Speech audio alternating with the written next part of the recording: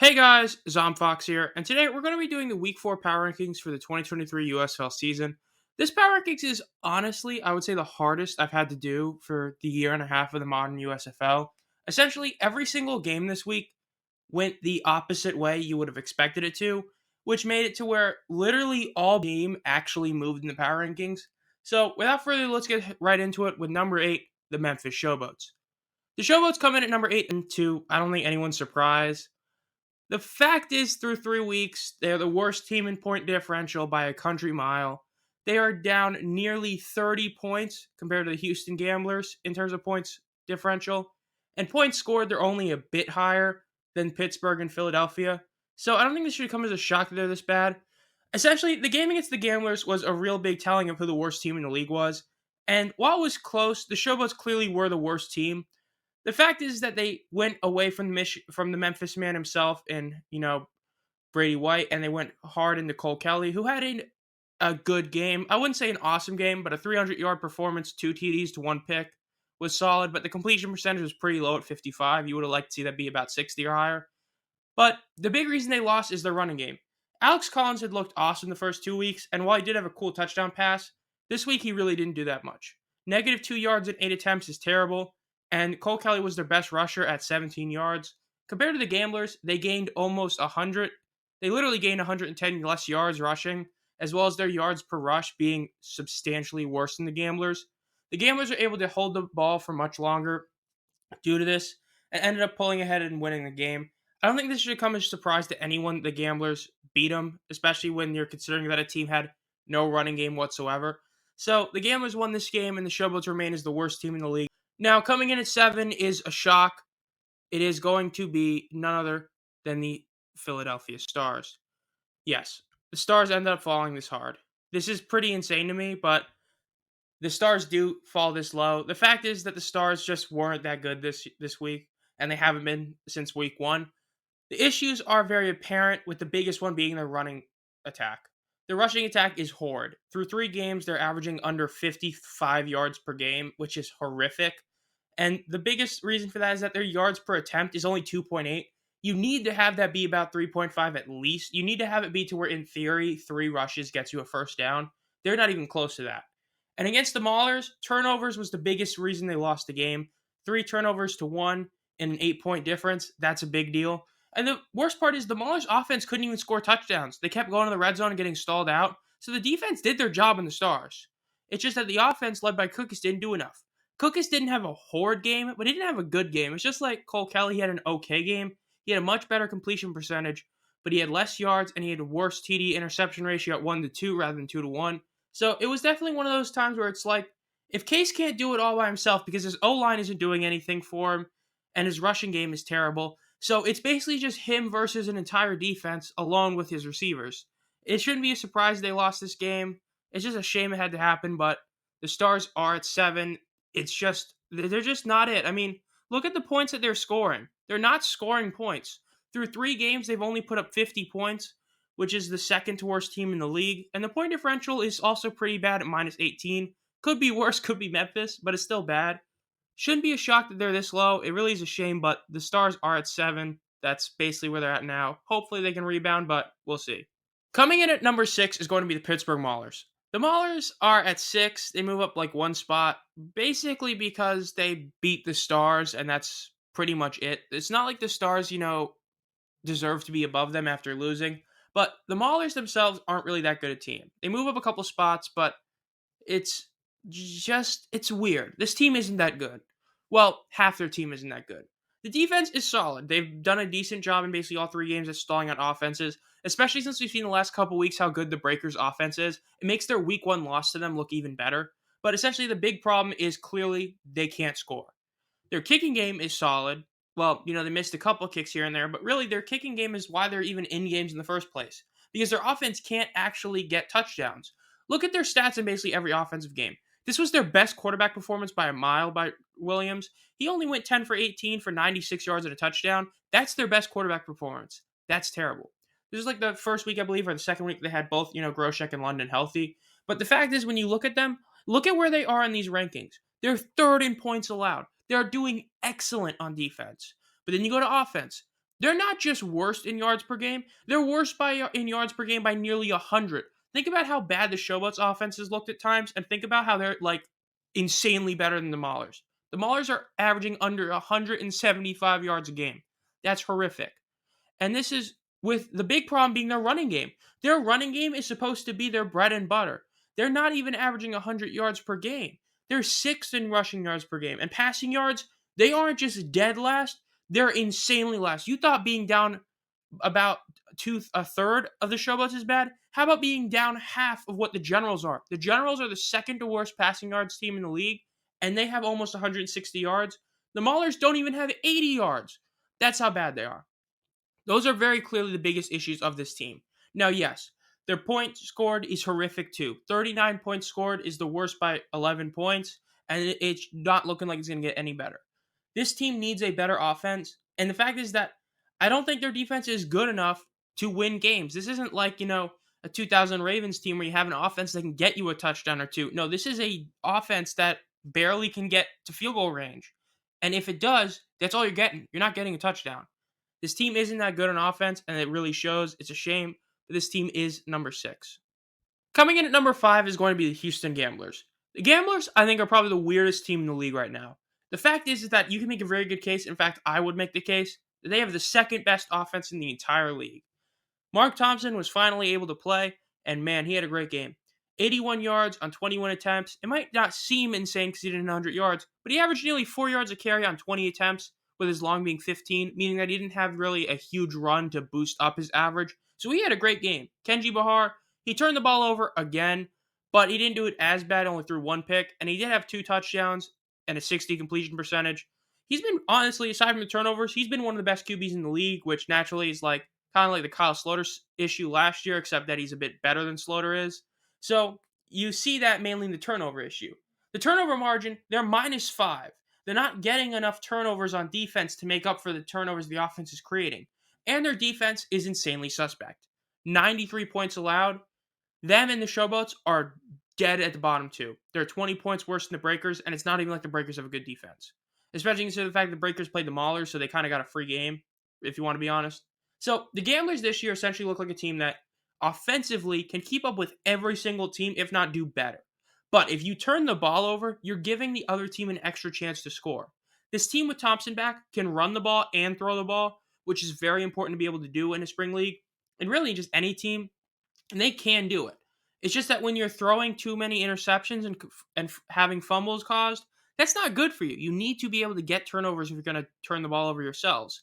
They're not really doing it that much, but the fact is that their offense, as long as they're able to continuously put up these 30 bombs every single week, they can win games by outscoring the other team. It's just an issue of how many times can you do it.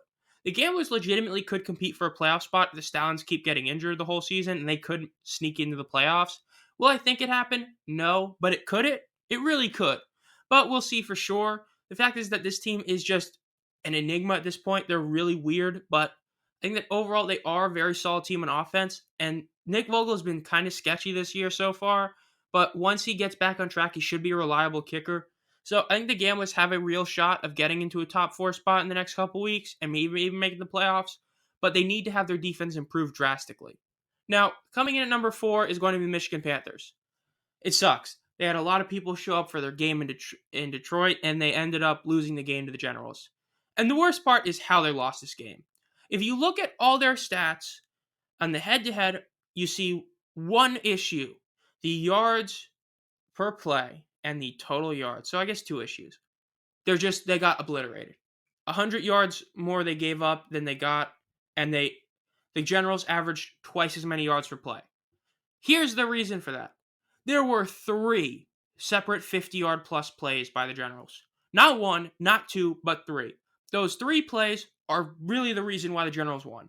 Because they all basically happened in the first half, and the Panthers were able to make it close in the second half, but some turnovers on downs and some bad issues ended up costing them. The fact is the Panthers' defense has been really solid. They've had 2 separate defensive players of the week through 3 weeks. They're second in points allowed, only the Generals are in front of them. And turnover differential, they're number 1 in the league, and that's even with throwing an interception this week. So they're winning on those very important battles of not allowing points as well as getting turnovers. But simply, you can't allow a 50-yard play, let alone 3 of them. You have the ball for 10 more minutes than your opponent. You should win that game every time.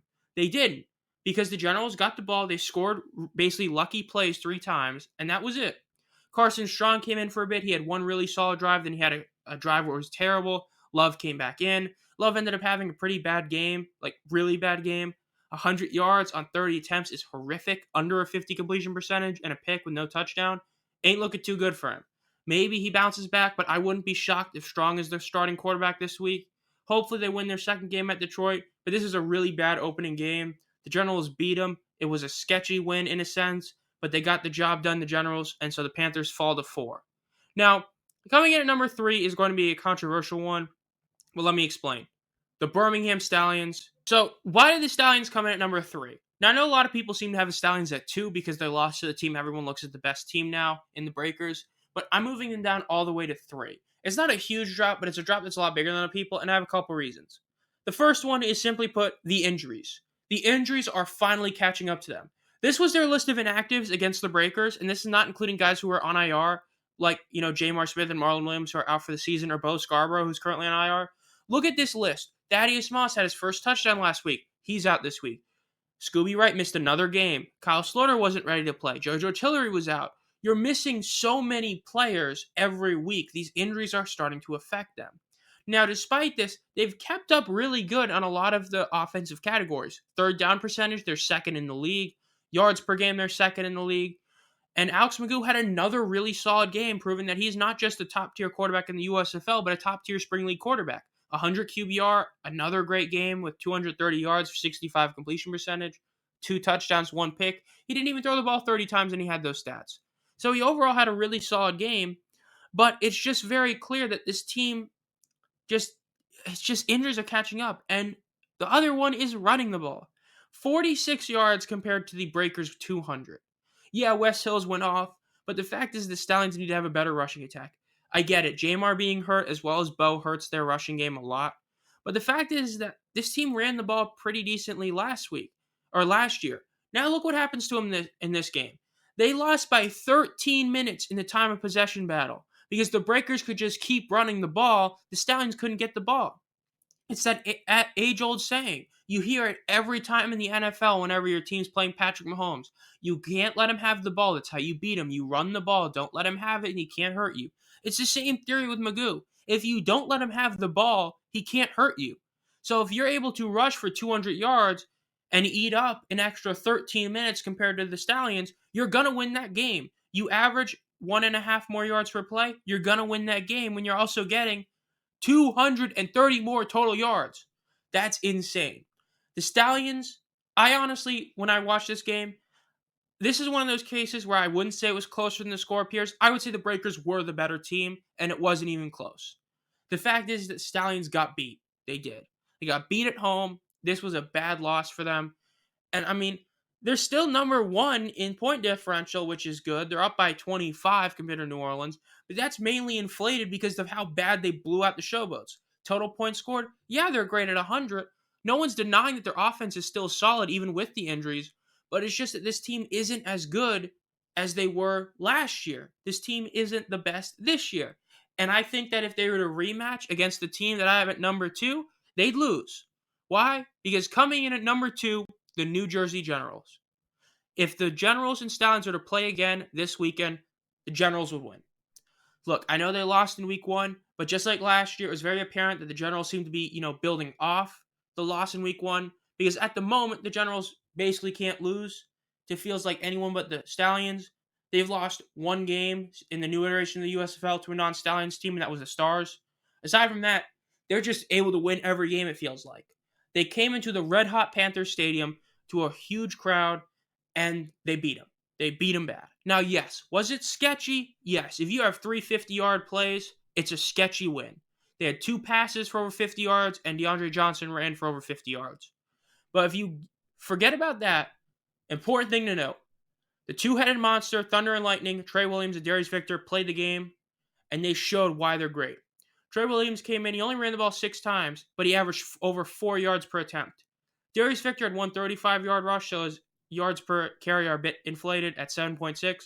but he was still solid. As if you eliminate that, he basically went, 7 carries for about 30 yards. That's still really solid.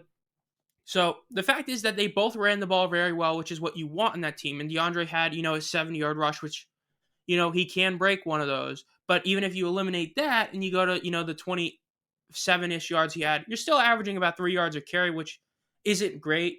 But, I mean, it's a quarterback, so you'd like to have anything, though. With him, I'd want to be higher. But passing the ball, this is where I think they succeeded. Mike Riley went fully in DeAndre Johnson. He didn't play Prukop, and look what Johnson did. He only threw the ball 15 times, but he completed 2/3 of his passes. He had 180 yards, which, yes, was helped by 2 insanely long ones, and he did have 2 touchdowns, but his Q quarterback rating was 147. This is another outstanding game by a quarterback in this league, and the fact that he did it is huge. I said it last year when he was competing with Luis Perez as they were doing the 2 QB system. Johnson was the better guy because while he's a bit worse of a passer than Perez was, he was a much better runner. Now, if he can upgrade his passing a bit, oh my gosh, he can be legitimately the best QB in the league. Well, there's one guy probably better than him that's probably going to hold that title for the year, but we'll get to that guy in a second. But other fact is, the team is the best in defense. They're only allowed 43 points. And in terms of rush yards per game, they're first by a mile. They're 40 yards higher than the Breakers. That's insane, especially if you know what we're about to talk about with the Breakers with West Hills. It makes it look even better. The Generals are doing what they did great last year. Don't allow points by not allowing the team to have the ball. You run the ball really well. And if you're able to keep with just Johnson, you can have that 3-headed monster of 2 great running backs and a great mobile quarterback who's a great thrower of the ball as well. Then they can get away with not having Kevontae Turpin in the lineup if they have that. That's what we're going to see. So the Generals are my number 2. I think they're the second best team in the league. But the number 1 best team in the league, to nobody's surprise after this week, the New Orleans Breakers. The Breakers are the number 1 team in the league. Let's be real here. I'm not going to show you anything else but this. They're number 1 in yards a game. They're number 1 in third down percentage. Number 2 in rush yards a game. Number 1 in passing yards per game. And the USFL through 3 weeks leader in passing yards, rushing yards, receiving yards, and kicking points are all Breakers. MBT, Wes Hills, Sage Surratt, and Matt Conklin. I mean, really. Look, this team has a very, very, very obvious Achilles heel, and that's their defense. They've allowed 30-plus points in 2 straight games, and the one game they didn't was against the Maulers, which isn't saying much. So their defense is very suspect. It really is. But if their offense can score over like 35 a game, which they're now doing, that makes up for it, because that makes the Gamblers' offense, which is already really good, it's like that offense, but even better. As of right now, McCoy Bethel-Thompson, you can make a really good case the best QB in spring football. Just out of nowhere. He's had this awesome couple game stretch. People say, oh, he makes a couple bad throws and they act like he's terrible. The dude's been great. Then Wes Hills, 190 yards rushing this week. Oh my gosh. Matt Conklin, the dude's basically, now only because he did it last year, I would still say Brandon Aubrey's the best kicker in the league. But if you said Matt Conklin, I wouldn't argue with you. And then Sage Surratt, I said last year he was the most intriguing player from the supplemental draft. Now, a year later, that take his age like fine wine. But I think that overall, when you look at the Breakers, they've got 4 incredible players. MBT, Sage Surratt, Matt Conklin, and Wes Hills have been incredible for the 3 weeks. You make a good case that they're the best players in their position in spring football. They've just been insane. But I don't think this team is as dominant as the Steins were last year. I don't see this team going 8-0 for the first 8 weeks. I think their defense is going to let up a really bad week one of these weeks, and their offense is going to have an off day. So I think they're going to lose 2 of the next probably like 6 or 7 games. But we'll see. This has been Zomfox. If you enjoy this content, make sure to subscribe and hit the bell. This has been an incredible week. Just insane of what everything happened. So be sure to, stick around the channel to see what other videos come out. We do at least 3 videos a week during the season. As always, have a great night.